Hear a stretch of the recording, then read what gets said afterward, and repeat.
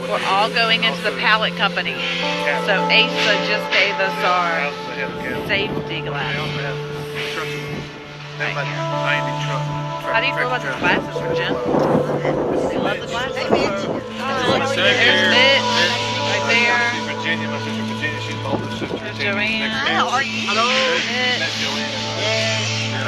No, What's these for? Your ears, you gotta put them in your ears. Your blood. I like to We'll see you in there.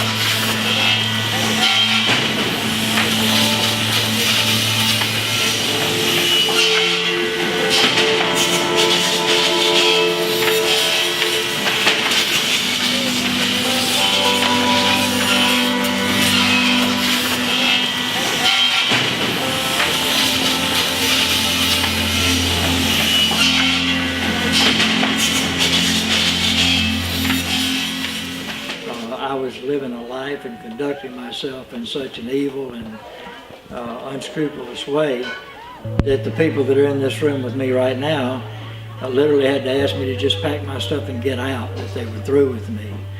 And were it not for the love of Christ and His intervention in my life and His intervention in my family, we wouldn't be in this room at all together. And so I consider it a miracle of God. We can all come together, because as kids I think we weren't all very connected and everybody went their own way, but it's nice to know you can come back as an adult and we can genuinely just laugh and laugh and laugh and have a good time. That's what's really nice, I think. No, there was a time I would have to say that I did not believe that it was possible. Maybe for a few of us, but definitely not for all of us. For one of our sisters, it took almost 10 years for her to talk to us, but she didn't talk to my father. And so I couldn't imagine that we could actually just sit around a room and laugh and joke and talk about the old times and not have the pain and the sting of the pain that came with it. I have to say probably the best word is just amazing. That's really an understatement, because I know what it took to get here.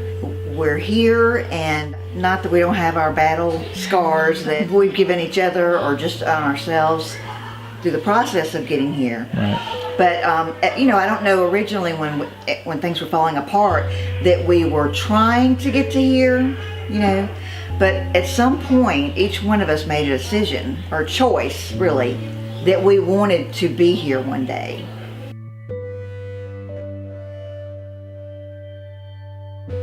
All right, so autofocus is on, yes. So I'm over here by myself right now at the church, and it's really quiet. It's super quiet. But we start in about 30-ish minutes, maybe an hour. I don't know. But yeah, it's gonna go down today. Jacob should be getting here soon, and we're gonna go over the lineup and whatnot. Are you excited for homecoming, Jacob? Absolutely. This is gonna be one of the best homecomings we've ever had. What are you looking forward to? What's your favorite part of homecoming?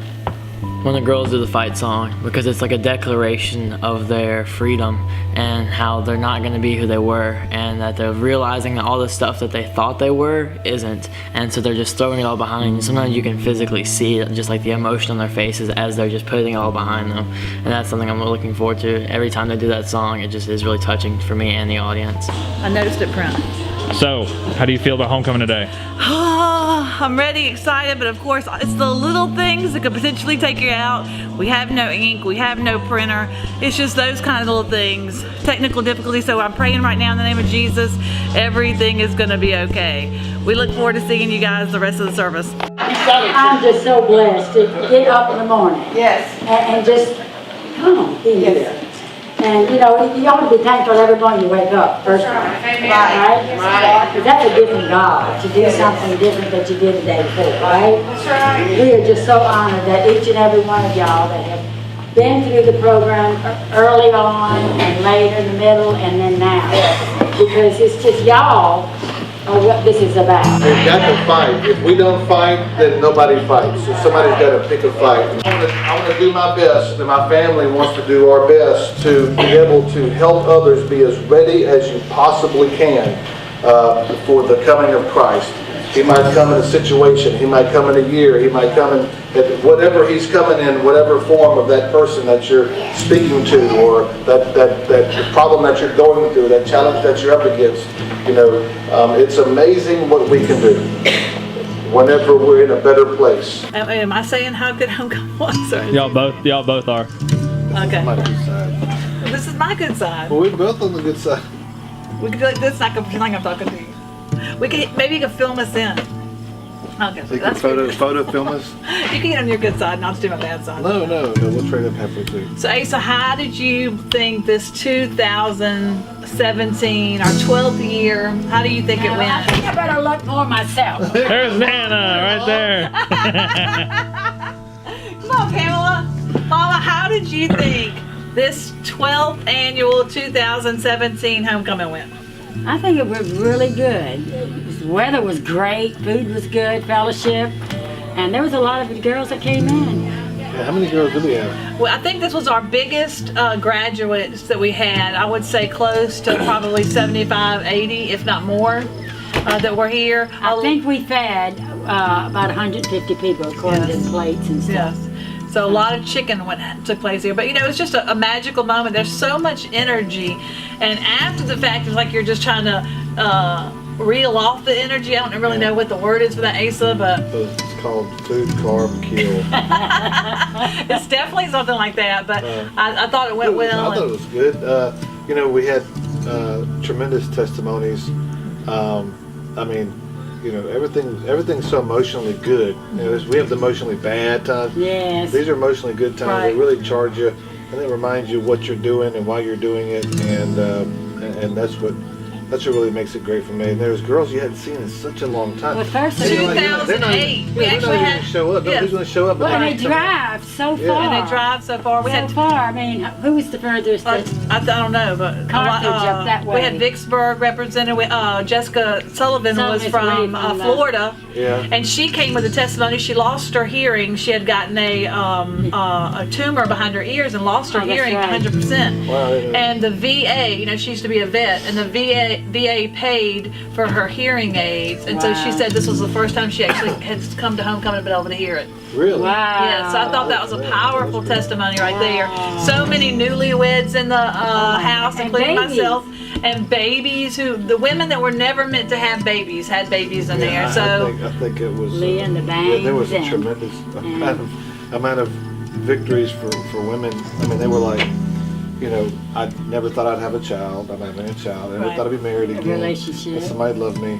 I never thought I'd have a job, an education. yes. So you know, those were some really neat Powerful stories, and moments. Yes. and those just weren't from the three testimonies. That was, you know, from all the women. Everybody. And that's what's encouraging that Yes. that you know that they were able to regroup. I mean, Yeah. it was total devastation, and they were able to regroup. And it didn't take just a year. It didn't take No, it 2 took years. it took I mean, a some of these while. girls from 2008 to now, 2010, 2012. So obviously things take time, and these girls really encourage the others.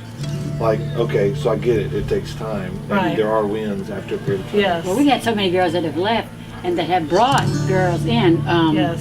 from down by Laurel. I can't Yeah, think of her name. McGee, Devin McGee, Yeah, they and brought from some McGee. girls. So they brought, the girls have left and have brought girls in. Because it definitely takes a village. It's if Yes. one girl graduates and leaves and goes help one other Somebody girl, else, then right. they've done. But they're not just doing one girl. They're helping multiple Right, girls. And right. so, you know, Dad says it best. Jacob's Well no longer resides at 45 Buford Lane, but it resides in the heart of every single Jacob's Well graduate. Right. And so that's the true story. And right now it may just be in your town or in your state or in the United States, but there's going to be a time, we're about to have one that's going to graduate from New Zealand. And so there's Right. going to be a time that it's going to be nationwide. all and just over, excited yeah. about it. Yeah, but they come from all over. Yeah, absolutely. New York, we had them graduate What from was New your York. favorite part? Just making sure everything was good. Everything went good. The weather was beautiful. The program, the food, the people. you know, no glitches, no ruckus. Didn't the guys come in and security? Yeah, we I had wondered who a they couple were by the bouncers. door. It's like, who are these? DRRC represented the Yes. security team in the house. There wasn't nobody getting in with that. So Nobody was messing with our church. Yeah, you know, we had a couple of, we have several of the men from Damascus Road coming. Yes. Just make sure that the parking was good. Just not bouncers, right? Just the parking was good and that everybody was safe. So, you know, we took a little extra safety precautions, but, you know, Yeah, we've got to this day and time. It's so crazy, you know. Yeah, it is We've had crazy girls do crazy things out here. What you talking about? but that's it. Thank y'all for joining us this year. We Yes, hope y'all yes. enjoyed it as much as we did. And we will see you again in 2018. That's right. Be there.